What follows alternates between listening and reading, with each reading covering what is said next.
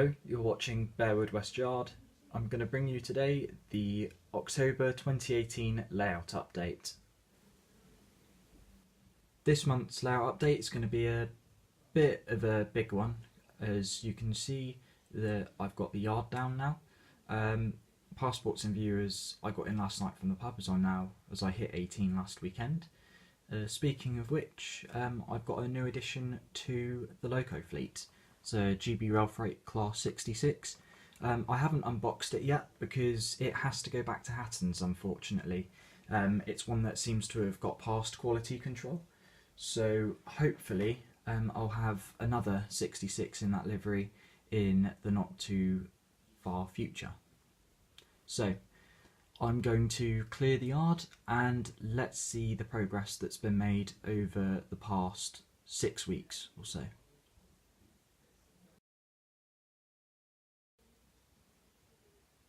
So the yard's been cleared and you can see the yard layout now. All of these points and slips were bought online from Track Shack, of which are very competitive prices to Hatton's. And I have to say that for the price of the postage as well, of which is very similar to Hatton's, the service is brilliant, and the fact that it's airmail as well. I actually got it a few days earlier than what I would have with Hatton's, as that's all by road, I'm pretty sure. So yeah, competitive prices and even faster shipping. And it's quite ironic really that Hatton's is actually closer and on the British mainland. So yeah, bit of a win there for us, and if you go online and buy from Track Shack as well, then you'll notice that too. But yeah, so that's the final track plan for the yard.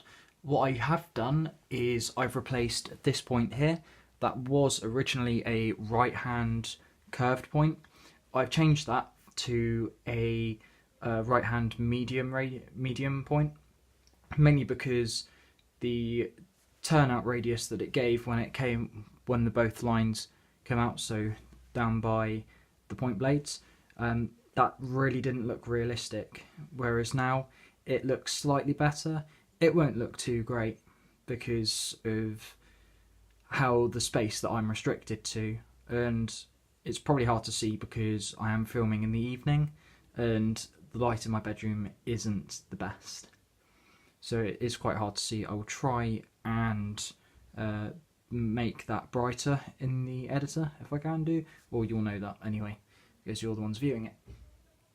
But yeah, so this is the western end of the yard, and I'll show you the points which are actually under the bed, and of which will be the eastern part of the yard. So let's go there now. So here's the underbed points.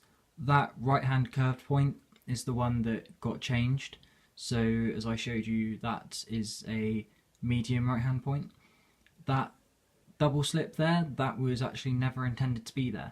As in the track diagram that I've got on my wall, that was supposed to be 2 medium or short radius points, but due to the space restriction, I was thinking of putting in a single slip, but when tested with the one that I had beforehand from order number 1, I found that it wouldn't have been satisfactory.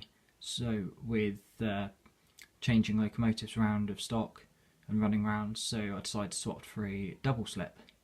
And then, as you can see there on the up main, that's been changed from a Hornby express point to a Pico long point. And as you can also see, I've still got a bit more track work to do. That's all Hornby straights at the moment, which I'm using very temporarily, as I had originally bought 12 new lengths of wooden sleeper track from Setchfield's Models of Poole, of which I thought it would be enough. Turns out it wasn't. So yeah, I still need to get some more. But anyway, let's see the next new arrival that's literally just got in. Believe it or not, I've actually had to reshoot when I was filming over here, and that's because I had a knock at the door from when I was out earlier. So these are the Real Track Models FLA lowliner wagons as used by Freightliner. These are the second FLAs to come in. The first batch that were ever made for British Rail and then Freightliner were operated originally in sets of 5, whereas these are the later ones which came in batches of 2s.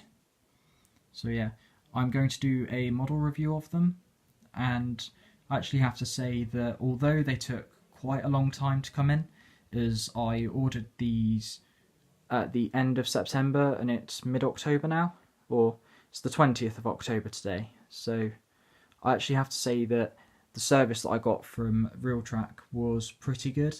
I had a number of emails from Charlie and the team, well I think it's just Charlie, I can't remember, but asking as to what containers I would like with them, which I thought was pretty nice considering that when you order from Dapol as to whether as to what you would like, they wouldn't give you the option, as there was always containers such as Maersk containers that were on there by default. So I think it was quite nice that I got asked what I'd like, especially as I got a little tank container to add some variation to the loads.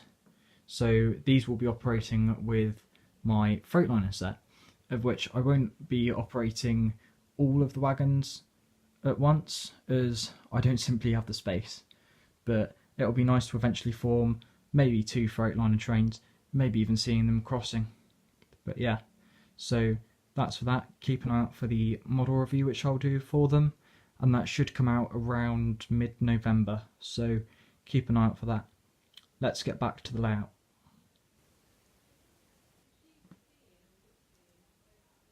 On the subject of consist length, let's take a look at the length of the sidings. So these extend all the way back round there. I can quite easily fit my existing Freightliner train in there, of which that will actually go on the rearmost siding, so this one just here, which is siding 4 of 4.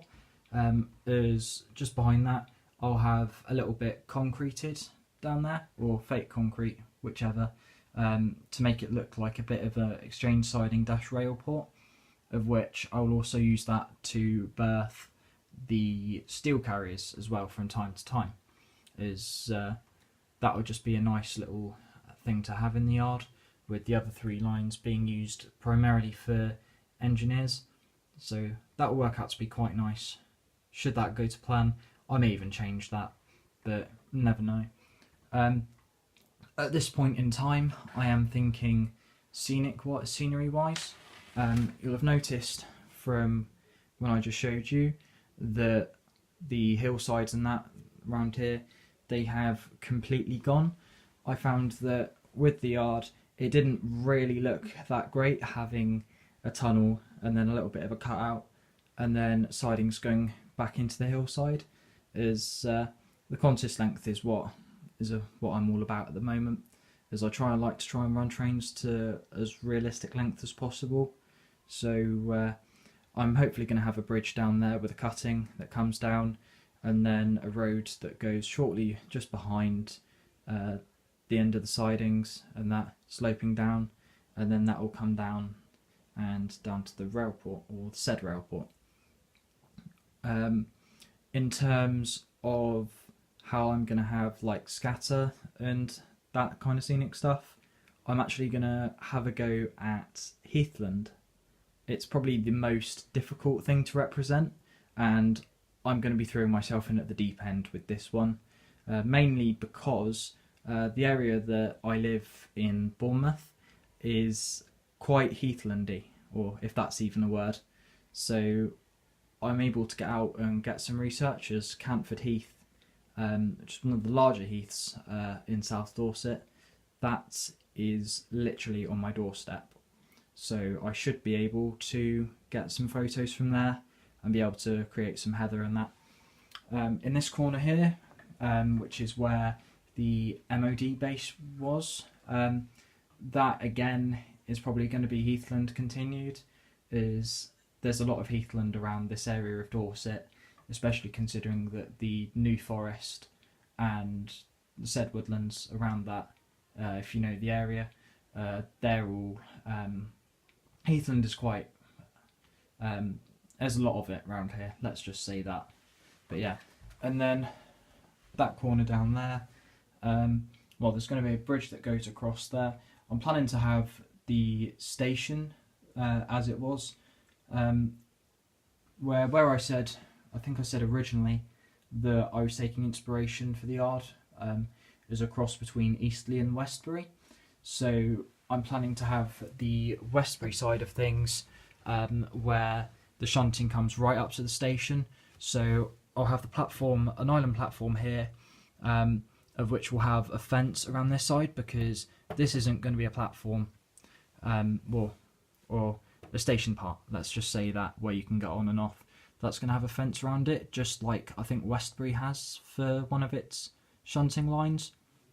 And then that will have a bridge going across it, and hopefully I'll be able to have a go again at another big project, and I'm going to try and model one of the areas of my workplace, of which industry is quite often seen on back scenes rather than actually modelled, and it's going to have to be totally scratch built. And I say totally because there's not many industrial kits out there, or if you can get them, they just look really common, or you can tell that they've been bought and that the craftsmanship hasn't actually gone into it. So I just want to get something that actually stands out there, and I think that by building a foundry or a part of a foundry would actually look quite nice, considering I can get photographs for research, considering that I work in one, or I'm an apprentice in one. So yeah, and then the Eastleigh side of things, because big yard, and the slip points actually came in there. As you can see, when you're on Eastleigh station, you've got a couple of sidings where locomotives are stabled, and you've got a couple of slips in the shunting and marshalling lines there. So that's where I take the inspiration for that from. But hey, let's see how this all pans out. It will probably take about 3 years or so before I'm actually getting any scenery down, or hopefully it won't take that long. But yeah, so let's not jump the gun, so to say, but let's keep the hopes up. Hopefully I'm not rushing this. I feel like I'm rushing this, but anyway, I think I'll leave it there, and I'll get some videos of trains running. Yeah, there's one thing I forgot to mention. Only one of the lines at the moment is powered up. So this, like the outer lines to the up main, that's powered up. I'm reluctant actually to power up the down main and the yard, simply because I only have one controller, which is the Hornby HM2000, I think it is. So that can control 2 lines, and realistically I need a controller that can operate the yard, of which on DC, considering that if I was to power a slip point from one end, it's power going out of the lot, so it powers all the lines. So I'm actually looking at going DCC for that, for the ease of being able to control one locomotive from one power source, rather than controlling a load of locomotives, which would create a bit of a mess when shunting, and especially shunt and release, of which is going to be a major part of the yard. Anyway, I've been bumbling on for a little bit now, so hopefully you've enjoyed this, and I'll catch you in the next one. So yeah, I'll leave some shots of those FLAs running. So yeah, hope you enjoy that, and stay tuned in a bit if you're still with me. So yeah, stay tuned and enjoy. Thank you very much for watching, and see you in the next video.